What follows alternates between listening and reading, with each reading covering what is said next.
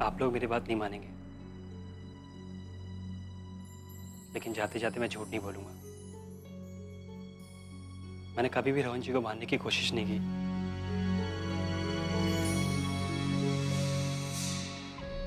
मेरी मजबूरी ने मुझे चोर जरूर बना दिया,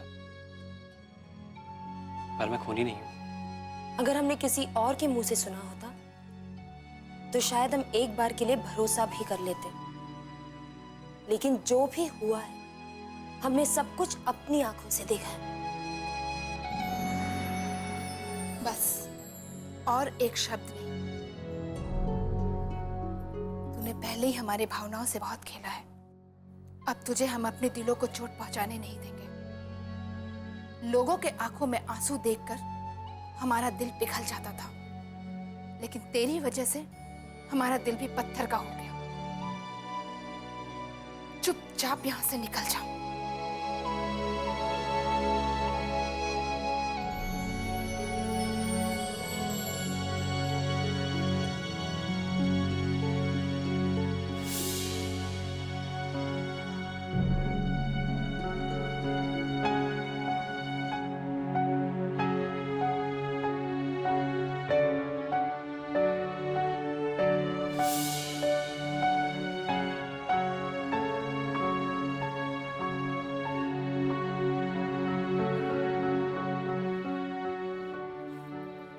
काली रात ढल गई है पुत्र।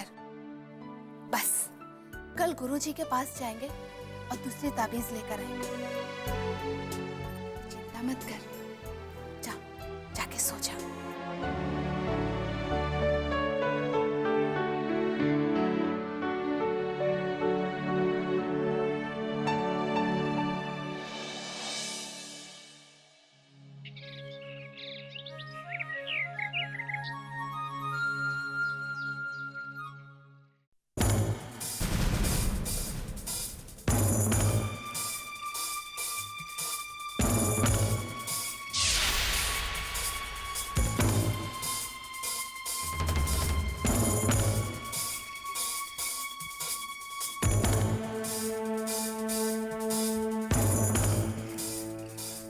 किस हद तक गिर सकता है इंसान? आखिर भरोसा करे भी तो किस पर चलो, अजय के साथ साथ ये काले जादू का खतरा भी चला गया है। अब हमें रोहन जी के लिए डरने की कोई जरूरत नहीं है।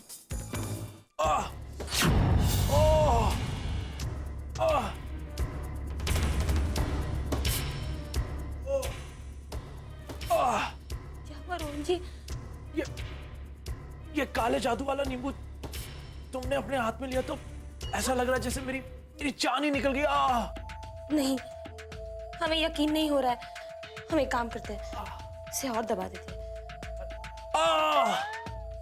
दर्द हो रहा है? अभी? बहुत ज्यादा। अभी?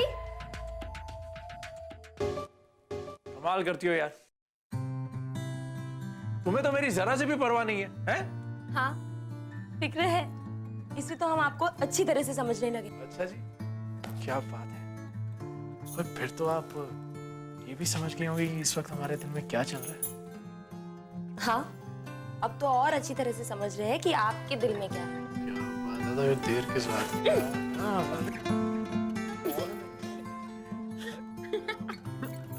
अरे सुन, ठीक है, हंस लो तुम्हें जितना हंसना है। अरे मुझे तो लगता है तुम मुझसे ना प्यार ही नहीं करती हो। ठीक है, मैं भी ना अब किसी और से शादी कर लूंगा, तुमसे नहीं करूंगा। अच्छा, जब कोई मिल जाए ना तो हमें बता दीजिएगा। अरे बिट्टू रुको तो सही।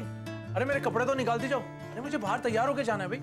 जिससे आपको शादी करनी है उसी से निकलवा लीजिएगा। लेकिन उसमें अभी बहुत टाइम है, ये काम इतनी आसानी से थोड़े होते हैं। अरे भाई, लड़की वगैरह भी तो ढूंढनी पड़ती है ना।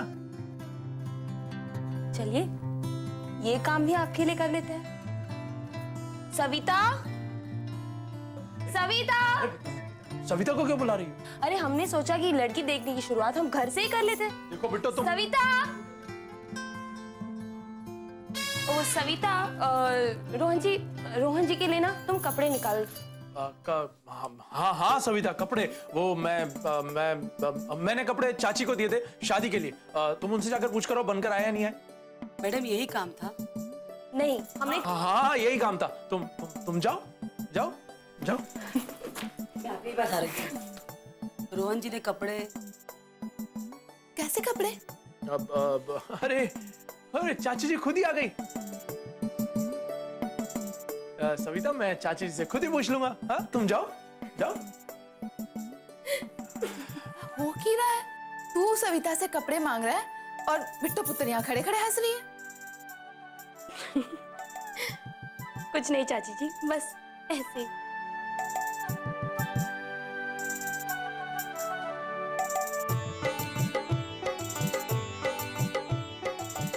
ये लीजिए आपके कपड़े।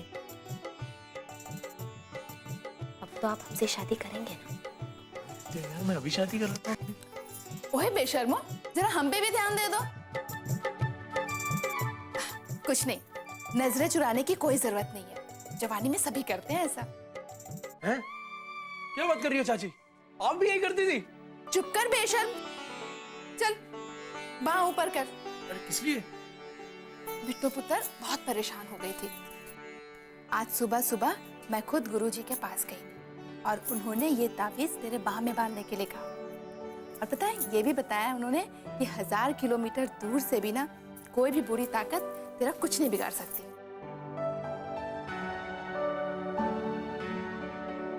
चल, बहुत काम है। अरे चाची। कामली, कल मैंने एक बड़ा कमाल का सपना देखा। आई गॉड, मैं बताता हूँ। मैंने देखा कि एक बड़ा शानदार खूबसूरत राजमहल, और उसमें राज दरबार लगा हुआ है और हमारा पूरा परिवार उस राज दरबार में बैठा हुआ है। लेकिन मुझे तुम कहीं भी नजर नहीं आई। मैं तुम्हें इधर उधर ढूंढता ना, but you are not there. इतने में कहीं से आवाज आती है कि होशियार, खबरदार, महारानी साहिबा पधार रही है। और हम सब की नजरें उधर मुड़ गई। हम लोग सब खड़े हो गए और उधर देखने लगे। हमने देखा कि एक खूबसूरत रौबदार महिला चली आ रही है। उनके चेहरे पर रौब, उनकी आंखों में चमक। और वो पता है कौन है?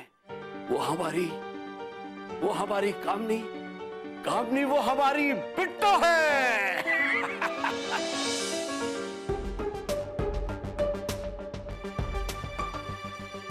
एकदम फालतू और बकवास सपना था। और पहले आपने क्या कहा कि वहां पर हमारे परिवार के सभी लोग हैं, सिर्फ मैं नहीं। तो ये महारानी बिट्टो कैसे हो सकती है? हाँ हमारा परिवार। लेकिन तुम बिट्टो को हमारे परिवार में मानती कहो? लेकिन एक मिनट। कल रात को मैंने बिट्टो से जो कहा, कहीं वो सुन के तुम बिट्टो को हमारे परिवार में तो नहीं मानने लगी? मेरे परिवार का क्या, मैं तो उसे अपनी जिंदगी के किसी हिस्से में जगह न दूं। सोच लो, सुबह का सपना हमेशा सच होता है कामनी। राज तो बिट्टो को चलेगा। राज माय फुट। और ये सब कहते हुए आपको बड़ा मजा आ रहा है? अरे नहीं कामनी, तो सपने की बात कर रहा था। चाय भाई साहब।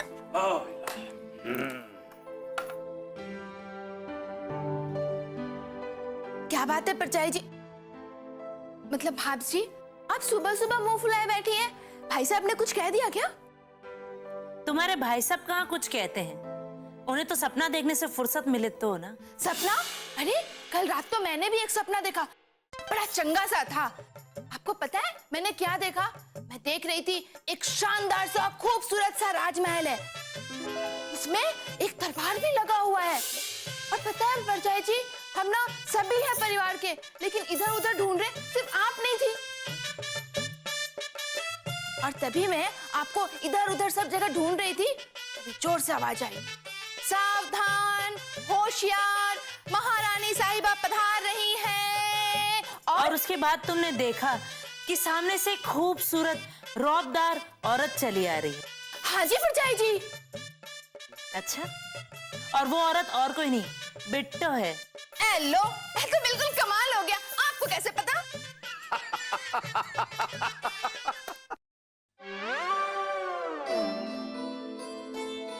Good morning. क्या बात है पापा जी, सुबह सुबह किस जोक पर इतनी हंसी आ रही है? बेटा तेरी माँ है ना, और ये तेरी चाची, ओ बड़ी मजाकिया है। कभी कभी कमाल का जोक मारती, लेकिन ये तो सुबह सुबह कहाँ जा रहा तैयार होके? वो क्या है पापा, अजय के जाने के बाद ऑफिस के काम पर ध्यान देना बहुत जरूरी हो गया।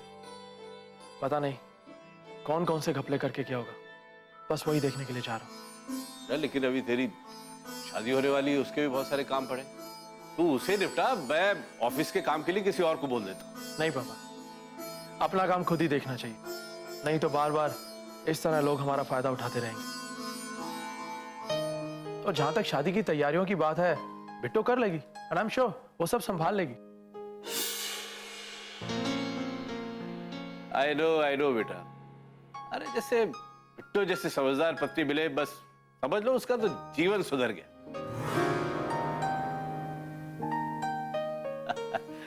जात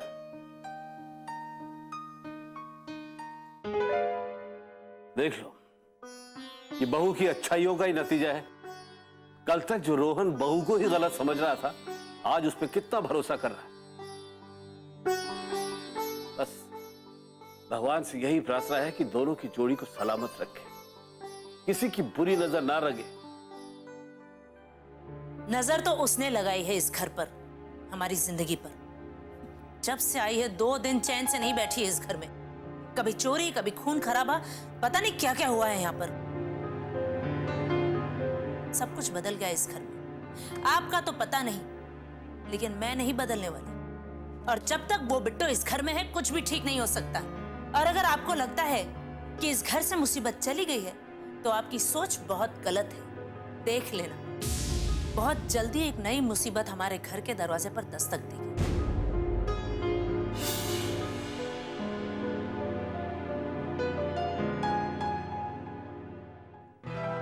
ये नहीं बदलेगी। चाय दे।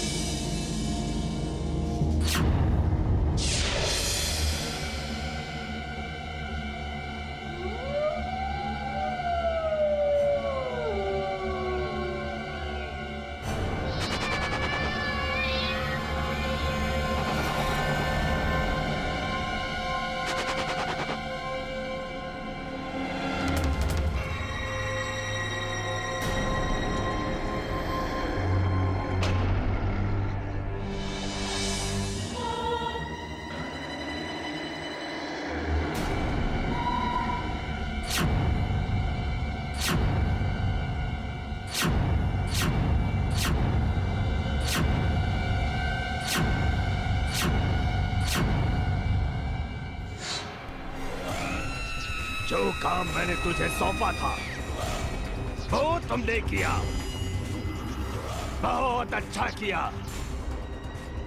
पर अब तुझे ज्यादा प्रतीक्षा नहीं करनी पड़ेगी, क्योंकि आने वाली अमावस को रोहन को भगवान भी नहीं बचा पाएगा, भगवान भी नहीं बचा पाएगा। बेवकूफ है सब। उन्हें लगता है कि उन्होंने अपने दुश्मन को घर से निकाल दिया है, लेकिन उनका असली दुश्मन तो मैं हूँ। मैं रोहन को मारकर अपना बदला लूंगी। बस अमावस तक का इंतजार है। मैं लूंगी अमावस की रात रोहन की जान और तेरी मौत का बदला, और मिलेगी तेरी आत्मा को शांति।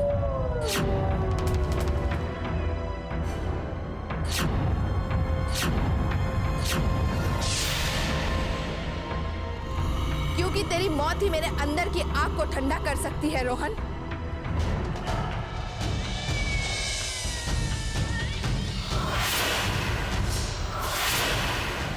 इस बार चढ़ेगी रोहन की बलि, रोहन की बलि, रोहन की बलि।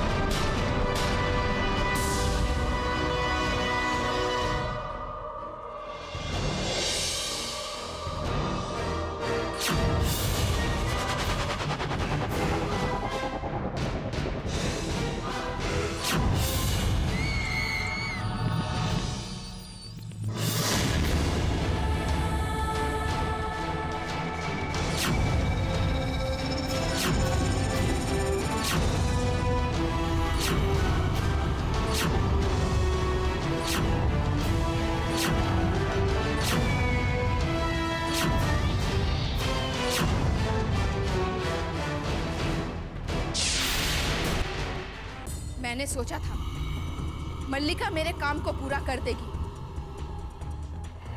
लेकिन नहीं। रोहन, तुझे तो मेरे ही हाथों मरना था ना।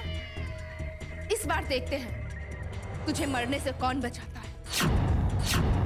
पहले मल्लिका और फिर अजय, ये दोनों छोटे से मोहरे थे। तेरी मौत की आखिरी चाल तो मैं ही चलूंगी रोहन। ओम ह्रीं श्रीं फट् स्वाहा। बिट्टू, इतनी भी जल्दी क्या है तुझे चैन की सांस लेने की? तुझे क्या लगता है इस घर में रोहन को मारने वाले अभी भी इसी घर में मौजूद हैं? मैं मारूंगी तेरे पति को, और इस बार वो भी तुम्हारे साथ खड़े होकर मौत का तमाशा देखेगा। ओम ह्रीं श्रीं फट् स्वाहा।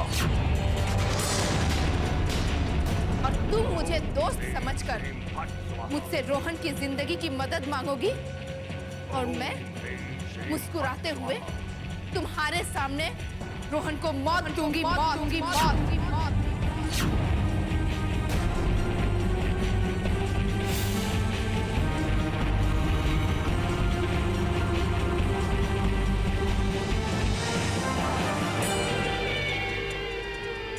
बिट्टो, तुम चाहे कितना भी व्रत रखो, पूजा पाठ कर लो, चाहे कितनी भी कोशिश कर लो, तुम्हारे मांग में जो ये उधार का सिंदूर भरा है ना तुमने, उसे मिटने से कोई भी नहीं रोक सकता।